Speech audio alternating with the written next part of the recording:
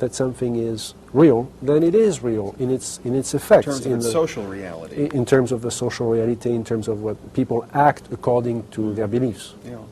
And that opens a question of, really at two levels, perhaps something that we are creating ourselves, perhaps a series of images that we are projecting. I think Carl Jung came very close to expressing that idea in one of his books.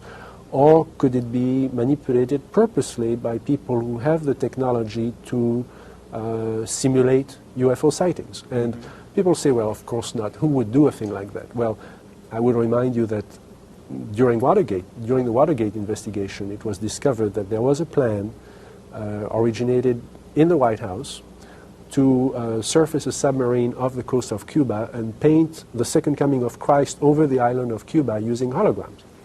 Which is well within our technology today. The idea was that since there is a large Catholic population in Cuba, they would be so upset by this vision that this would saturate the communication channels, the telephone system in Cuba, long enough for an invasion to take place.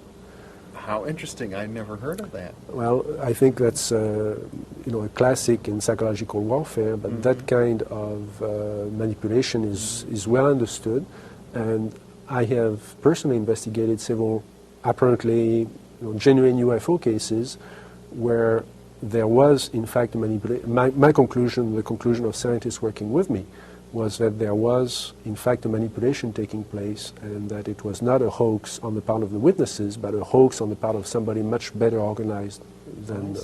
So there are possibly all of these levels going on simultaneously. Today, with the current technology, that would be...